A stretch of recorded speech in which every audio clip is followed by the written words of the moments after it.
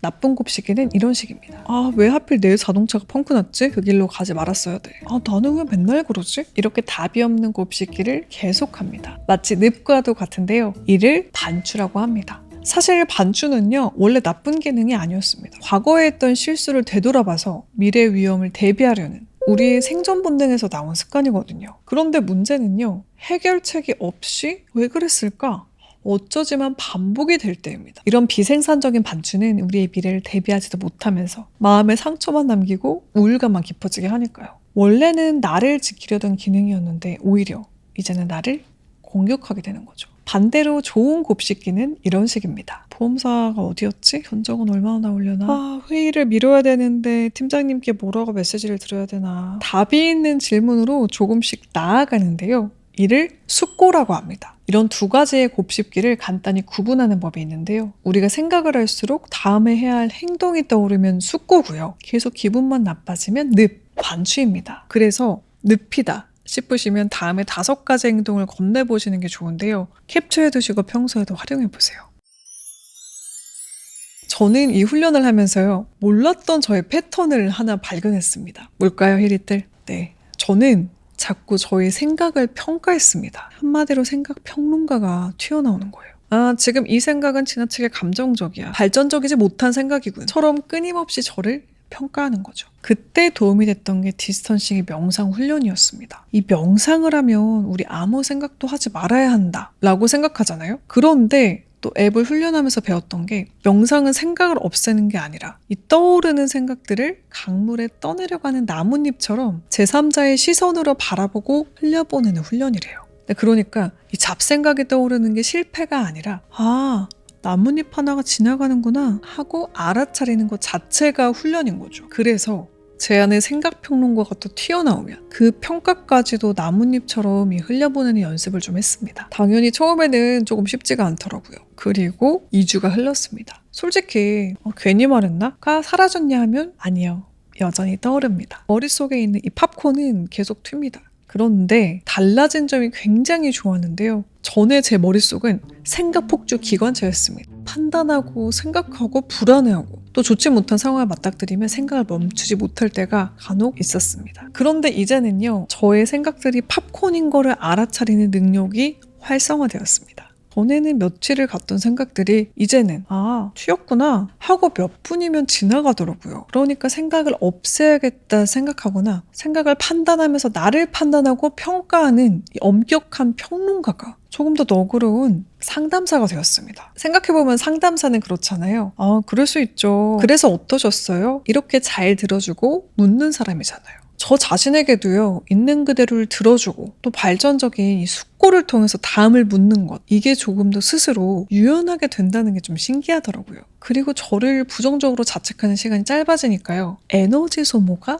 덜해집니다. 저에게 더 중요한 시간에 집중을 할 수 있게 되기도 했습니다. 왜 괜히 혼자 부정적인 생각에 늪에 빠져가지고 상대를 오해하거나 또 서운해하면서 말과 행동이 차가워지는 일도 조금 줄어듭니다. 이 앞에서 말씀드린 매력을 깎아먹던 행동들이 하나씩 바뀌는 거죠. 나를 있는 그대로 수용하고 더 발전적으로 생각해보려는 생각 근육이 조금 더 키워진다고 해야 될까요? 그래서 생각은 내가 아니다 라는 디스턴싱의 슬로건이 체감되는 순간 우리 히리들도 경험해 보셨으면 좋겠습니다. 저처럼 반복되는 걱정이나 이 부정적인 생각에서 벗어나고 싶으셨거나 조금 더 과학적이고 체계적으로 마음을 관리해보고 싶으셨던 분들이라면 검증된 인지행동치료 이론을 기반으로 한 디스턴싱 한번 써보셔도 좋을 듯 합니다. 혼자 하고 끝내는 게 아니라 전문 상담가분께서 채팅을 하고 또 과제를 수행하고 피드백도 주시면서 함께 도와주시거든요. 혹시 관심 있으실 히리들을 위해 3만 원 쿠폰 이벤트도 진행하고 있습니다. 자세한 사항은 고정 댓글 확인해 주시고요. 오늘 밤에도 괴로우신 히리들 이불킥이 시작되려고 할 때